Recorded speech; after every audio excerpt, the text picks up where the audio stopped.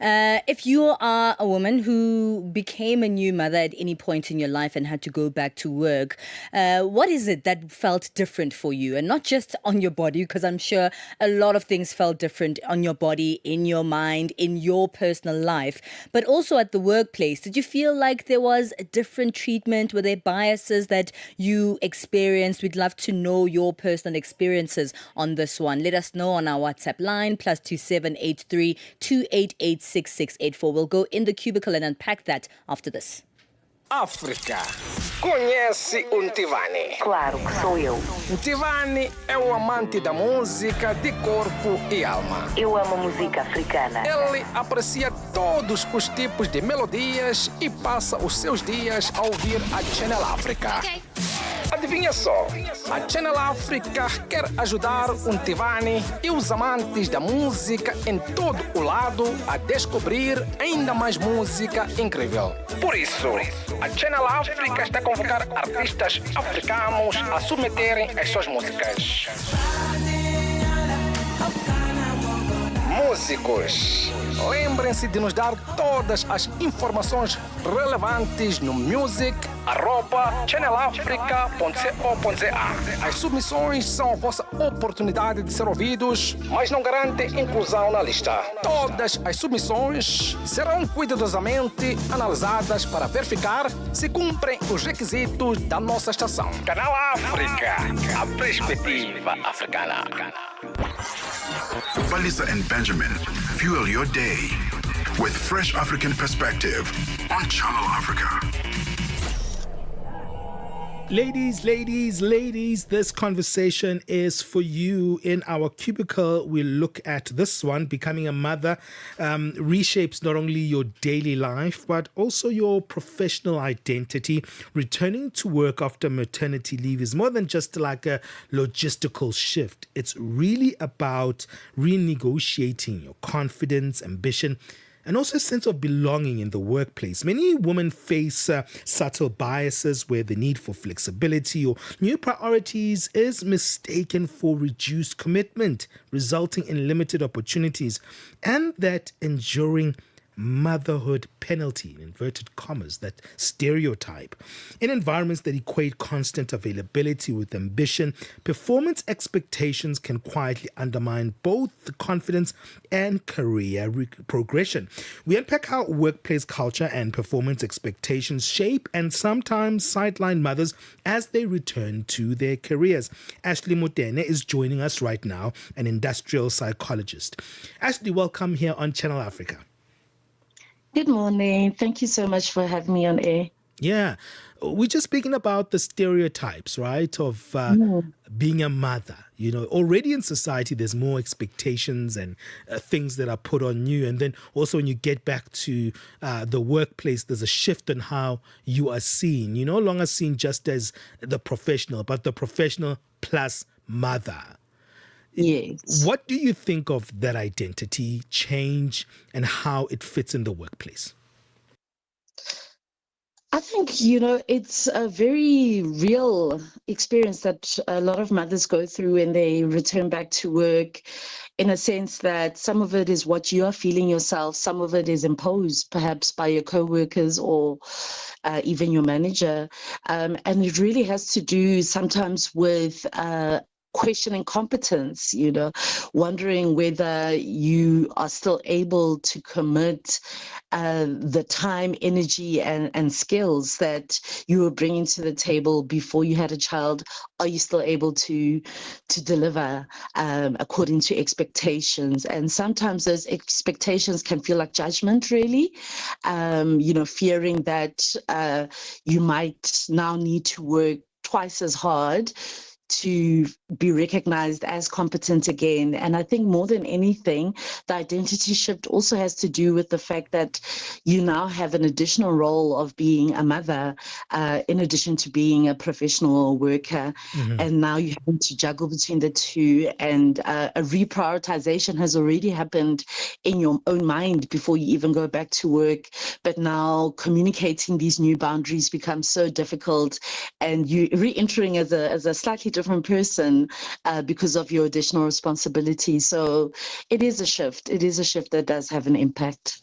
You know, there are two sides to this conversation because people have spoken about this before, right? Hey, we all have families. These are personal decisions that we made, whether we want children or not. And this shouldn't really, impact us at work. And sometimes I hear, mostly men saying these utterances whereby they have been proven that actually your personal family decisions impact the workplace in big ways. In fact, I know that there were statistics speaking about in the workplace, men who have families, so children and are married, are more likely to actually receive promotions in the workplace and higher opportunities, where it's actually the adverse opposite for women who have families and children. They're more likely to get even less, promotions and, go higher up in the ladder of the workplace. This is such a big bias because for two people doing the exact same thing, they're very different reactions.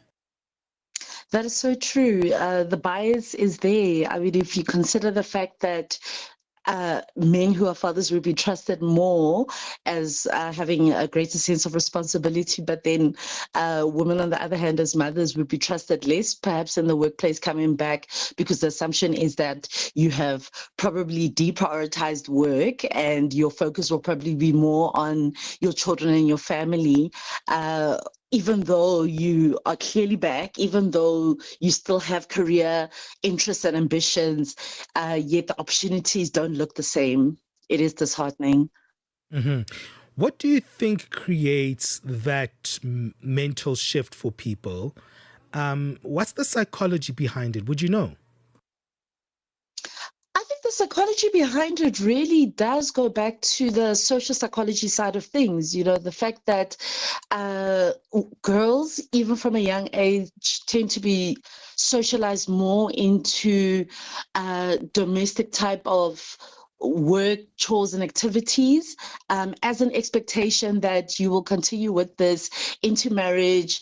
Even if you think of a lot of African beliefs and traditions around how young women are prepared for life in a family, it tends to heavily rely on being responsible for the care of the family more than anything. And while men, perhaps it's the provision for the family, which leans more towards, work, income generation and so forth. So, I mean, a lot has changed, obviously, over time, and more women are choosing to still pursue their careers, even though they have made the decision to become mothers and to grow their families. But I think there is definitely a societal bias in the way that we have normalized things in terms of what is expected of women. And I think also there is a thing of not really appreciating the fact that mothers are also people outside of motherhood. They have desires, they have interests, and they have the capability as well to pursue other things, which does not minimize, their role as mothers, but it isn't the only role that's important or valuable to many women. So, yeah. Is it also not because the mainstream workplace is male dominated? I don't know if it's shifted on the African continent because we don't really have much evidence of it. What we've been speaking about it over the years is the fact that many corporate environments are male dominated from a leadership perspective and also from just a numbers perspective. Yes, that's also definitely a valid one. You're not nearly seeing as many women as men in many industries, and especially in leadership positions. The shift is still towards men dominating in those spaces. And I think there's less tolerance for maybe something different in the form of priorities in the form of values sometimes. And obviously subcultures also emerge in highly male-dominated industries. I would imagine it's much more difficult for mothers to feel like they're coming back to an inviting environment or an environment that is fully supportive of you needing maybe 2 extra breaks. In South African law, labor legislation, for example, a mother returning to work is entitled to 2 20-minute breaks just to express milk, for example, for their baby, in addition to the lunch break. So, I mean, things like that. And even overtime. Now, when you're no longer able to work overtime, yet you're in a male-dominated industry, you're finding that is the pressure that is expected, and that is the pace of work that is expected. It can feel very unsettling and very unfair. All right, Ashley, we're going to take a break and we'll come back and continue this really important conversation. Ashley Motene is an industrial psychologist, and we continue the conversation in the cubicle with her after this break. Zilipendwa na Abedi Jean de la Croix. Historia msikilizaji ya Valentine Day au siku ya wapendanao ilianzia katika nyakati za kale za dola la Roma. Watafiti wengi wa historia wanaamini kuwa siku hii inahusishwa na sherehe za kipagani zilizokuwa zikifanyika kila mwaka katikati ya mwezi Februari. Msikilizaji, sherehe hizo zilijulikana kama Lupercalia na zilifanyika kuadhimisha uzazi, upendo na mwanzo wa majira ya kuchipua. Zilipendwa kila Jumamosi kuanzia saa 12 kamili majira ya Afrika ya Kati hadi saa 1 kamili majira ya Afrika ya Kati. Keeping you on the know and on the move. We are in the cubicle having this conversation, looking at how workplace culture and performance expectations shape and sometimes even sideline mothers as they return to their careers after having children. We're still with Ashley Motene, who is an industrial psychologist on this one. Ashley, there's another layer to this conversation, and it happens to so many women, one that is also quite silent, and that is postpartum depression. There are, sort of shifts happening in the workplace where there's a prioritization of mental health, a prioritization of persons living with disabilities, but not so much when it comes to postnatal depression, right? Yes. That is very true. I mean, a lot of the time, the assumption is that you have taken your maternity leave days, you've been away for substantial amounts of time. Surely you must be ready to return, without considering the fact that mentally you might not be as ready. I think on average, research does state that it takes mothers about 2 years to finally feel like they are themselves again. And even then, obviously, with changes, with added responsibilities, but it does take time. But I mean, usually people are only given a few months off. And if you do find yourself struggling with postpartum depression, you really haven't processed everything or gotten to a place where you're actually feeling well enough to be working. But obviously the expectation is that you return, and often there isn't as much tolerance for mental health day offs, and you are limited even in your sick leave in terms of how much you choose to disclose and how much you will be believed, without it being considered you taking advantage perhaps of the system. So it is a very tough one. You know, the thing about it is that I want to go back to the why this is happening, and you were speaking about the social psychology around how we see mothering in our society, that mothers are always seen within the prism of just being mothers and the responsibility of caretaking, right? But outside of that, they're not seen having ambitious outside of that mothering role. My thing is that because it's such a societal norm, how do you change that in the workplace? Because these things feel cemented. And like I was telling Bali earlier on, because the perception is so fluid and is not overtly spoken about, that, you know what, we're not going to give her a promotion because now she's a mother, she has a lot on her hands and we can't give her more responsibilities, right? It's not said that overtly. How do you change the system? Because we're all in denial that it's not happening.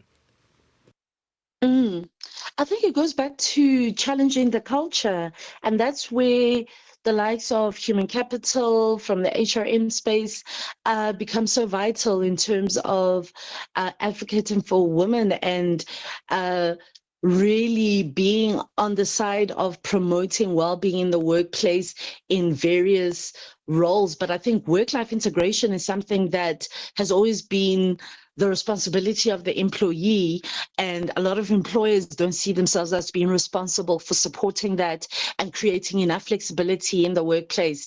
I think it's even things like re-looking the load in a person's role, even when they return, without necessarily meaning that they must now be demoted or anything. But I think even prioritizing career conversations more, I think a lot of the time the assumption is that you will just progressively advance as promotions become available. But I think what's really necessary is for those harder conversations to be had, where women and mothers can be heard in terms of what their career ambitions are, what it is that they are needing in terms of that flexibilities, and allowing for people to really communicate their boundaries and for that to be respected. And obviously you do need leadership teams to come around the table and also agree that this is the way forward, this is how we want to do things in a countercultural way.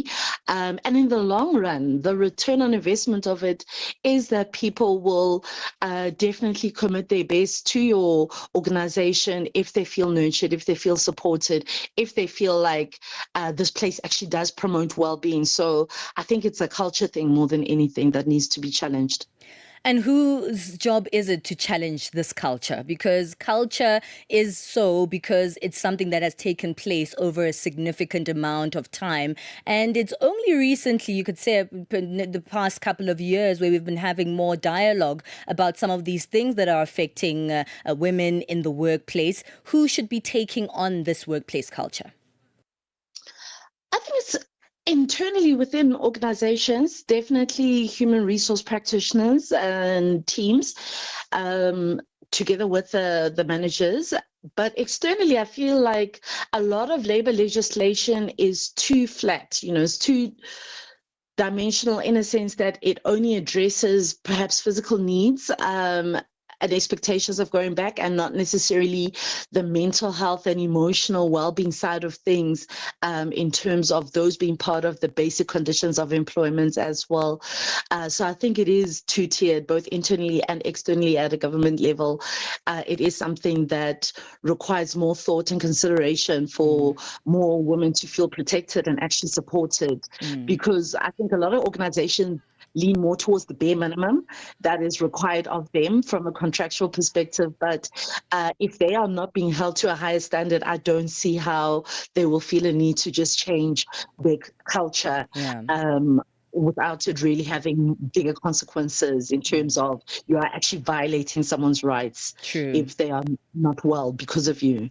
And from a psychological perspective, Ashley, how would a new mother prepare herself for, their time back at work? I mean, these biases are there, they exist, and we know that. But also, you're dealing with so many things. You pretty much are a new person. There are things that are happening to you physically, emotionally, hormonally, sometimes things as deep as postpartum depression. How do you prepare yourself on a mental and psychological way to get back into the workplace?